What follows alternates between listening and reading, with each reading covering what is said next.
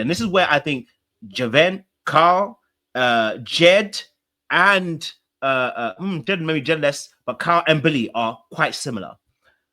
Carl came in there, okay, and wanted to prove to himself that he could commit in a relationship.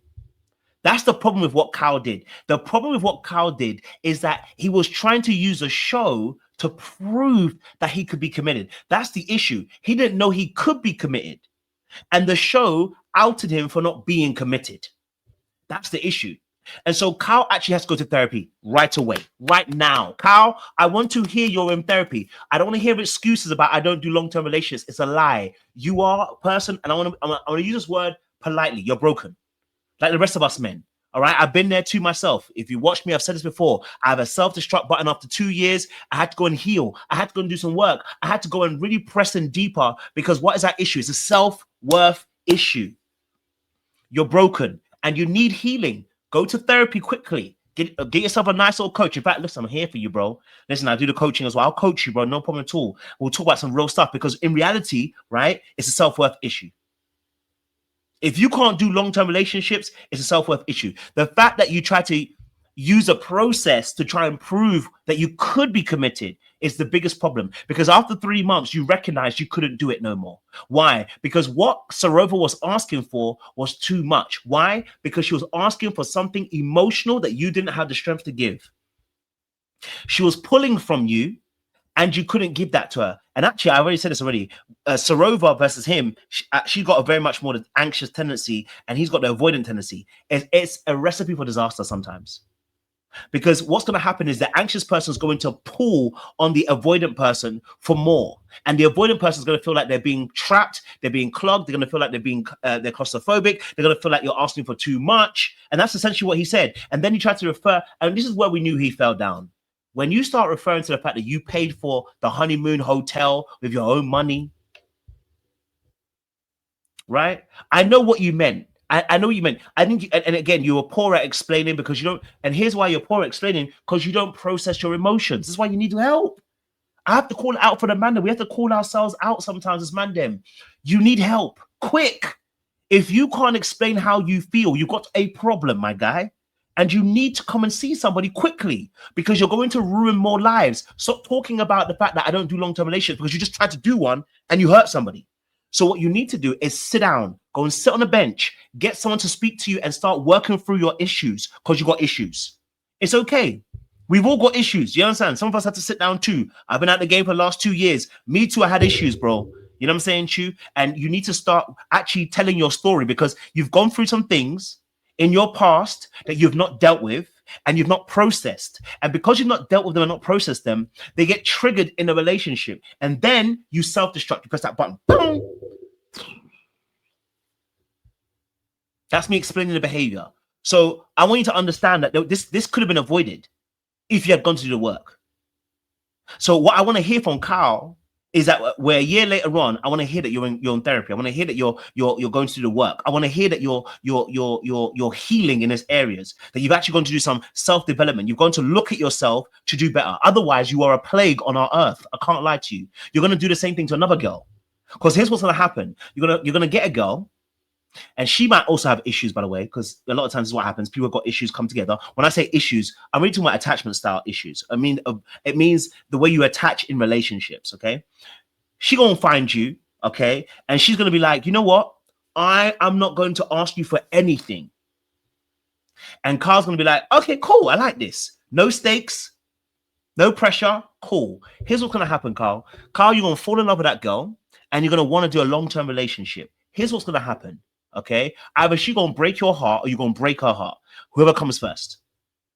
Why do I say this? I say this because what ends up happening with people who have got an avoidant attachment is they tend to find other people that have low stakes relationships, situationships, and relationships where it starts off as we're just having sex, and then we suddenly found out that we liked each other, and now we're in a relationship. So why I'm saying that is because you might find yourself a couple of years down the line in a relationship that you never thought you'd be in one, but now you don't know how to operate. Now you don't know how to sustain it. And now the pressure is on because you haven't done the training you're supposed to do. You see, there's a preparation for the promise. One doesn't just come out of Egypt and go straight to the promised land. There is a process one must go through the wilderness. There's a stage where you have to start to refine and chip away at some of the behaviors and some of the issues that you have so that you can actually go into the place where you can actually cultivate and receive your blessings. Let me take that out of Christendom and bring it to more normal perspective. Sit your ass down. Because because if you don't, what's going to happen is you're going to always take yourself out of the blessing of being with somebody that actually cares about you and who you actually care about. If this situation with you and Sarover hasn't made you want to go to therapy or go and get a coach or go and find someone who can speak to you about your issues, you're going to cause more carnage. And then I can't say that you actually have good intentions. At that point, I look at you like you're trying to hurt people at this point. And I don't want to look at you like that, because I want to look at it as that you can see there's a problem. Where have it gone wrong? Where I want to ask Carl, where did you go wrong? This is not to say Sarover's innocent. It's to say, where did you go wrong, Carl? Because you got to a place where you can actually tell us that you felt some way, right? That you could not tell us what actually happened. You could not defend yourself because you couldn't actually explain your emotions.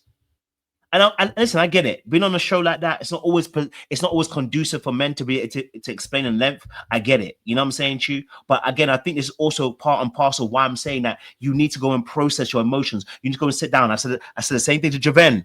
You need to go and sit down. You need to process it. You need to figure out why you emote the way you emote. Because if you don't, you're going to ruin relationships. Right?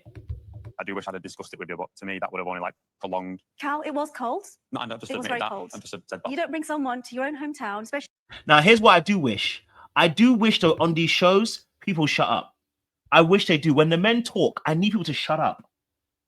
Here's why I need them to shut up, so we can actually hear what they're actually saying. Because here's what happens. The men start talking, and then we end up into a diatribe with the women telling us, you know, you could have done this, you could have done that. And it's like, we can't hear what they're actually going to say now, right? Let him hang himself. Keep quiet and let him hang himself. So, or let him actually explain what he's going to say. If he's chatting poop, we now know he's chatting poop. But we need to hear what they're going to say, because every time they start talking, we get cut off, and it's like, I want to hear what they're going to say. I want to hear. He was just about to explain it. He said, "Listen, hey, I know it was cold, but let me just say this now. It was going to be prolonged." He was about to explain the nonsense. What was he going to explain? He was going to tell us this. The reason why he cut it off the way he did is because this. He didn't want to deal with the emotional baggage that would come with Sarover feeling some type of way about the way that he doesn't feel about her. The key thing is this. Carl messed up. The thing is this. Carl recognized that he could not do what he was supposed to do. Carl recognizes that he was unable to love this girl because he doesn't know how to emotionally connect and feel safe. Okay? He does not know how to, you see, what the Love is Blind UK shows us is this, right? That once you take away physicality, people are forced to learn how to connect emotionally. The problem is that even with 11 days, it's not enough time to unlearn all the mechanisms that you have that make you feel safe, that actually are sabotatory behaviors, right? There's not enough time to learn those things for a lot of these men. And so what ends up happening is Carl gets in there, he gets deluded. I said the same thing about women too. He gets deluded. How does he get deluded? He convinces himself that, wow, I might have changed, you know? Yeah, I'm in the process and I'm talking to this girl and I'm not looking at her physically. I'm not looking at her sexually. I'm not looking at her naughtily. I'm just looking at this woman. I'm looking at her through the wall and I'm just loving what I'm hearing. And then we get the reveal. And this is where nature and nurture comes into play. The nature is that a man, I'm sorry, in most cases, I'm going to say it 95% of the time, physicality and your beauty is number one, numero uno. It doesn't matter how much emotionally connected to you are. I want to see you and I want to feel you and I want to know that I like you. And I've told you in the audience, I've told you about this thing. When a man don't like your face and he only likes your batty and your breast, you're in trouble. That man should look at you and want to melt when he sees your face. You see how Kieran's acting? Because Megan's face is hot to him. I say this all the time, that a lot of man them will tell you, oh, no, bro, do you like her face? It's one of my first questions I asked the man them. I said, do you like her face? I said, do you feel this is the hottest girl you can get in the face wise? Because then I know how you're going to act. Because what ends up happening is man them will settle because they're getting sex. or you're sexualizing, as in you've got sexual energy going on, right? Anyway, putting that aside for Kyle. Kyle comes out. We find out, obviously, first and foremost. I found out first and foremost. I hear you, TT. Of course, women are attracted to physicality as well. I'm not saying they're not attracted to that, but y'all be telling us all the time that y'all can grow an attraction. Y'all tell us all the time that y'all, it's about security, all that kind of. It ain't for security for us, man. Them first and foremost, do I like your face? It's just that simple. There's a clear distinction between us, oftentimes, right? Not saying women don't like attraction too. Just saying in general, okay. But in saying that, right? In saying that, he comes out and he looks at her. Okay, he looks at her, sees her, recognizes that actually, you know what? She even has a more was she from an Indian background, if I'm correct? A more Indian kind of features, facial features. She's banging, she's beautiful. I ain't gonna lie to you, right? But she is. You can see the ethnicity. Is it right? Is that the right word? Ethnicity. I don't know if that's the right word. I might be using the wrong words. I do apologize if I am. Trust me, I apologize if I'm using the wrong words, right? But you can see clearly, just like you see I'm a black man, you can see that potentially I'm either Jamaican, Nigerian, probably not Ghanaian, because most people don't think I'm Ghanaian when they see me, right? You can see that on the look. And I think that straight away for him, straight away, he's having to overcome knowing that there's a cultural divide, number one. But number two, he likes white women. And this is why I wish he would be honest with himself. You like white women, Carl. It's okay. Damn. Y'all gonna stress yourselves out, bro. You like white women. It's okay, bro. Go and date them. Why are you stressing yourself? I don't know. You know what I'm saying to you? Like, no offense. I think white women can be attractive. I even think, I think any other ethnicity can be attractive too. I can see the attraction. I'm just not attracted. You understand what I'm saying to you? For me personally, I need them to be Ghanaian for me. Or even, I can do my Nigerians, but y'all be trying to heartbreakers, you know what I mean? My SA people, I can do them. But my ideal preference, number one, uno, is a Ghanaian woman. You understand what I'm saying to you? So I don't lie to myself and be like, yeah, I can do a white woman when I know I can't. Okay? Now, I think this, I get where the ladies are coming from with this particular aspect, that maybe Carl may be gay. I hear that. I personally don't believe that. I'm going to tell you, I said again, there are many men like Carl who don't know how to sustain a long-term relationship. You have to understand that sustaining a long-term relationship requires emotional connection. It means you have to be able to have deep conversations. You have to feel safe enough to not feel judgmental. You've got to be able to connect on your likes and hobbies. You've got to be able to have, you've got to be able to see how you can engage in arguments and see the silver lining. You've got to be able to speak about your feelings and your deep feelings and your feelings that might seem negative, right? You've got to be able to do those things to be able to emotionally connect. When people are avoidant and deeply avoidant, they're afraid of emotional connection. Hence why he can do the very beginning. That's why he was able to show up in the very beginning. But eventually, over the course of time, and his one came really, really quickly, he can't do it. You know what I mean? So for me personally, I don't see the gay bar. I don't really see that personally. If I'm honest with you, I don't see it in my particular aspect. You know what I mean? I don't necessarily see that. Okay, so that's what I would say about Carl in that particular aspect. But like, I wished he was able to say what he said and get it out, because it would have been nice to hear his perspective, because we didn't get. Finish in a marriage. Can I finish, please? Yeah, of course. Sarover? You know what I mean? If there is anything, I will tell you. You never told me till the day you ended up. Can I go back to that day? Communication and compromise. Yes. Yeah.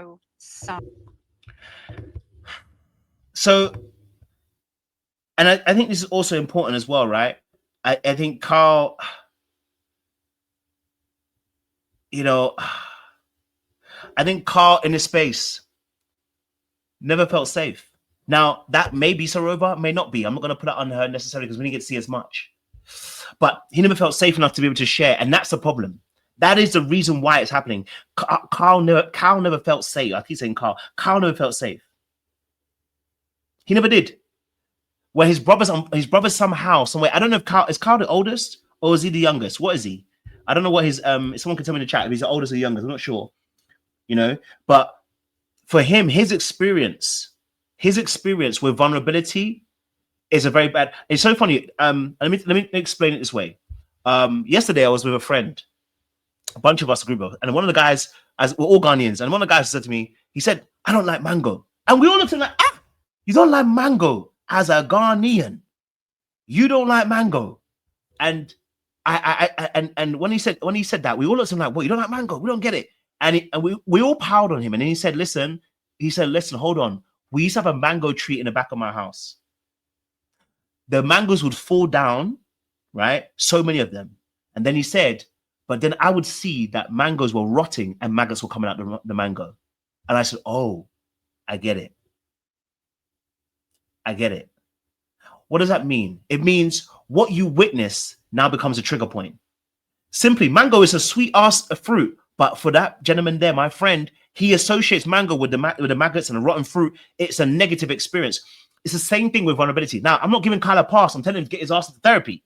You know what I'm saying, Chu? We're not giving him a pass. I'm only explaining the behavior. Get his ass into therapy right away. His inability to be able to emotionally connect and feel safe enough to open up is his biggest issue.